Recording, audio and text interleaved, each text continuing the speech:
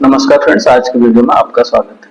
आज की वीडियो में जानेंगे 5 ऐसे पॉइंट्स जिसके कारण आपको इन्वेस्टमेंट करना चाहिए स्मॉल कैप फंड्स में, क्योंकि स्मॉल कैप फंड्स रिटर्न्स ज़्यादा देते हैं, यह तो सभी जानते हैं। इसके अलावा यह भी सभी जानते हैं कि इसमें रिस्क ज़्यादा होता है, ऐसा कि एक परसेप्शन बना हुआ है इन्वेस्टर्स के बीच में। लेकिन इसके रिस्क और रिटर्न की तो चर्चा करेंगे ही, लेकिन इसके कुछ ऐसे पॉइंट्स की भी चर्चा करेंगे जिन पर इंटरनेट में या वीडियोस में यूट्यूब पे ज़्यादा डिस्कशन नहीं किया जाता। तो शुरू करते हैं आज का वीडियो। तो पहला पॉइंट है जिसके चलते आपको म्यूचुअल फंड्स में, स्मॉल कैप फंड्स में इन्वेस्टमेंट करना चाहिए, वह है स्मॉल कैप कंपनीज में बहुत हाई ग्रोथ पोटेंशियल होता है। इसका कारण यह होता है कि स्मॉल कैप कंपनी होने का मतलब ये है कि वह कंपनी नई है और मार्केट में बहुत ज्यादा समय से नहीं है, तो उसके ग्रोथ की संभावना बहुत अधिक होती है कि किसी भी बिजनेस में जब प्रारंभ किया जाता है तो ग्रोथ बहुत हाई होती है, कंपाउंडिंग बहुत हाई होती है ग्रोथ में, और धीरे धीरे आगे वो डिसेलरेट करने शुरू हो जाती है। जैसे कोई व्यक्ति एक छोटा शॉप ही स्टार्ट करता है तो उसका जो सेल्स बढ़ने शुरू होते हैं, जो पहले महीने में उसका सेल्स होता है मान लीजिए 1 लाख रुपया, तो दूसरे महीने में वह 2 लाख रुपया हो जाएगा, तीसरे महीने में 3 या 4 लाख रुपया हो जाएगा। तो 3 महीने के अंदर ही 3 टाइम्स ग्रोथ मिल गया उसको। लेकिन क्या कोई बड़ी कंपनी जो 10,000 करोड़, 20,000 करोड़ या इससे ज्यादा जिसका सेल होता है पर ईयर, क्या वह हर महीना इतना ग्रोथ कर सकती है अपने सेल्स में? तो बड़ा ऑब्वियस है कि जो स्मॉल कंपनीज है उनकी जो इनिशियल ईयर है उसमें ग्रोथ होती है और उसके चलते उनमें ग्रोथ पोटेंशियल बहुत ज्यादा होता है, जिसके कारण उनका सेल्स का, प्रॉफिट का, दोनों का, टॉप लाइन और बॉटम लाइन दोनों का ग्रोथ बहुत हाई होता है। इसके अवसर बहुत ज्यादा होते हैं। तो स्मॉल कैप कंपनीज में क्योंकि ग्रोथ पोटेंशियल ज्यादा होता है तो इसीलिए इनके प्राइस भी आगे चल के काफी अच्छे मार्केट में मिलते हैं, बढ़ जाते हैं।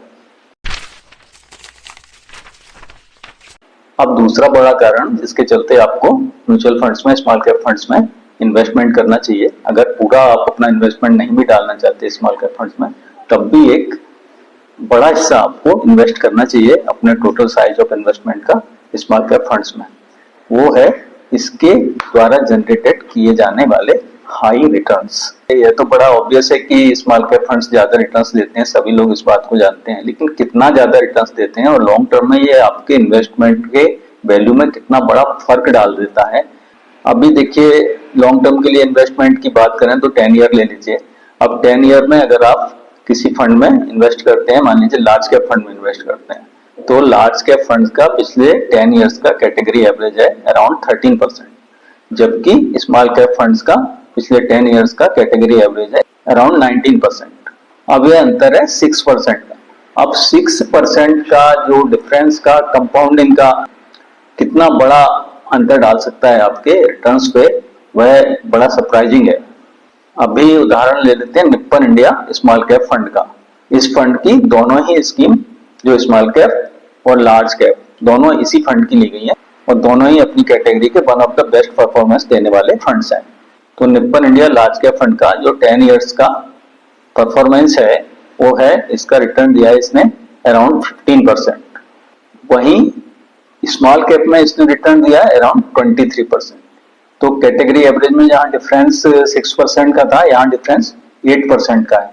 तो मान लीजिए किसी इन्वेस्टर ने 10 लाख रुपीज एक ही डेट में 10 लाख रुपीज डाला होता है स्मॉल कैप फंड में निप्पन इंडिया के, और 10 लाख रुपीज ही उसने इन्वेस्ट किया होता लार्ज कैप फंड में निप्पन इंडिया के, तो उसके रिटर्न्स में कितना बड़ा अंतर आता यह देख लीजिए। फंड में उस इन्वेस्टर का इन्वेस्टमेंट का वैल्यू बढ़ के हो चुका होता आज की डेट में 79.59 लाख, और वो भी तब जब पिछले 1-2 महीने से मार्केट में डाउन टर्न है और करीब करीब 10% गिर चुके हैं एनएवी लगभग सभी फंड्स के। तो 79.59 लाख, 80 लाख पकड़ लीजिए रफली, और वहीं पर वही 10 लाख का इन्वेस्टमेंट अगर आपने Nippon India large cap fund में किया होता तो आज उसका value after 10 years would have been 39.71 lakh. इसको भी 40 लाख पकड़ लीजिए, तो डिफरेंस आ गया अनदर 40 लाख का। जहां निप्पन इंडिया स्मॉल कैप में आपको मिले 80 लाख आफ्टर 10 इयर्स, 10 लाख का आपका इन्वेस्टमेंट का वैल्यू हो गया 80 लाख, और वहीं पर लार्ज कैप फंड में उसका वैल्यू हुआ सिर्फ 40 लाख। तो ठीक ठीक 2 टाइम्स का अंतर है।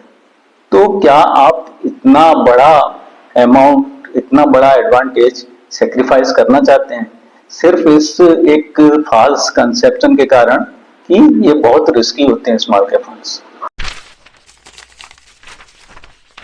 वो मेनली होता है वोलेटिलिटी का risk, that is in false perception, क्योंकि लॉन्ग टर्म में जाकर वोलेटिलिटी मिटिगेट हो जाती है, स्मूदन हो जाती है। अभी मार्केट में उतार चढ़ाव आते रहते हैं, अप एंड डाउन रहते रहते हैं, और अगर आप 10 इयर्स तक इन्वेस्टेड रहते हैं किसी स्मॉल कैप म्यूचुअल फंड में, तो उस वोलेटिलिटी का इफेक्ट नलीफाई हो जाता है।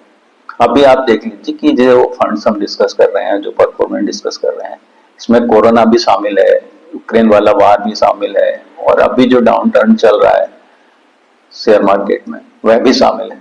तो उसके बावजूद हमको इतने रिटर्न्स मिल रहे हैं। तो बीच बीच में जो मार्केट में गिरावट आती है, उसके चलते हमको यह मान लेना कि स्मॉल कैप फंड्स रिस्की हैं, वो ठीक नहीं है, क्योंकि अल्टीमेटली आपको अच्छे रिटर्न्स मिलते हैं अगर आप इन्वेस्टेड रहते हैं डिस्पाइट ऑल वॉलेटिलिटीज। और दूसरा कारण जिसके चलते म्यूचुअल फंड में आपके रिस्क मिटिगेट हो जाते हैं, वो है internal diversification by the funds. क्योंकि जो भी स्मॉल कैप फंड्स हैं, वो अपना पैसा कोई एक स्मॉल कैप कंपनी में तो लगा के रखते नहीं है, वो एक लार्ज यूनिवर्स में इन्वेस्ट करते हैं स्मॉल कैप शेयर्स की, जिसके चलते करीब करीब 50, 100, कभी 100 से भी ज्यादा शेयर्स में इन्वेस्ट करते हैं स्मॉल कैप के, जिसके चलते डाइवर्सिफिकेशन इतना ज्यादा हो जाता है कि अगर 1-2 शेयर, 3-4 शेयर अंडर परफॉर्म भी करते हैं, तो बाकी शेयर्स की परफॉर्मेंस के चलते वो रिस्क मिटिगेट हो जाता है।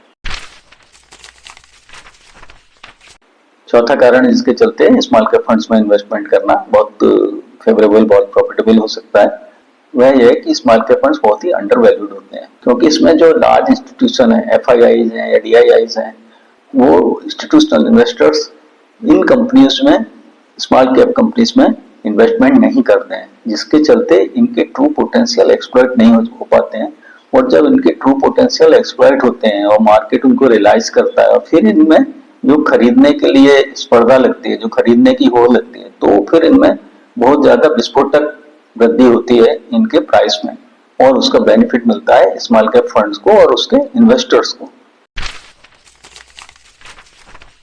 एटमॉस्फेयर जो इस समय कंट्री में प्रवेल कर रहा है, वह बहुत ही फेवरेबल है ग्रोथ के लिए स्मॉल कैप कंपनीज की, जिसके चलते बहुत ज्यादा अपॉर्चुनिटी पैदा होती है उस कंट्री में, जिसकी की GDP की ग्रोथ बहुत अच्छी हो। तो अपना GDP का ग्रोथ 7% से ऊपर चल रहा है, और वैसा ही बने रहने की आशा भी की जा रही है भविष्य में। तो इस बात की बहुत ज्यादा संभावना है कि स्मॉल कैप कंपनीज को जो एनवायरनमेंट चाहिए ग्रोथ के लिए, वो उनको अवेलेबल होगा। तो एक बूमिंग इकोनॉमी के एटमॉस्फेयर में स्मॉल कैप कंपनीज बहुत अच्छा परफॉर्म करती हैं, और वह एटमॉस्फेयर अपने कंट्री में इस समय स्मॉल कैप कंपनीज को ग्रोथ के लिए अवेलेबल है। तो यह एक बड़ा कारण है कि यह समय है जब आपको इन्वेस्टमेंट प्रारंभ कर सकते हैं आप स्मॉल कैप फंड्स में। बाकी रिटर्न्स तो आपने देखे ही कि कितने अधिक आपको बड़ा अंतर पड़ जाता है आपके रिटर्न्स में, और जो इतना बड़ा अंतर है कि जो आपको सेक्रीफाइस नहीं करना चाहिए, सिर्फ इस डर में कि इसमें रिस्क बहुत है, और जो भी रिस्क का भी डिस्कशन हुआ कि वह वास्तविक रिस्क नहीं है, क्योंकि आपने खुद देखा कि इतने बड़े बड़े उतार चढ़ाव आ जाने के बाद भी कोरोना के टाइम के उतार चढ़ाव के बाद भी स्मॉल कैप फंड्स ने अल्टीमेटली बहुत अच्छा परफॉर्म किया 10 ईयर टाइम फ्रेम में। और अकेले ये बात 10 ईयर टाइम फ्रेम की नहीं है, पिछले 10 ईयर्स की बात करें तो 1 year, 2 year, 3 year, 5 year, 10 years, किसी भी टाइम फ्रेम में स्मॉल कैप फंड्स के कैटेगरी एवरेज ने हमेशा आउट परफॉर्म किया है लार्ज कैप फंड्स के कैटेगरी एवरेज को। यह वीडियो सिर्फ एजुकेशनल पर्पज के लिए है, यह कोई इन्वेस्टमेंट एडवाइस या रिकमेंडेशन नहीं है। इस वीडियो में इतना ही, मिलते हैं अगले वीडियो में।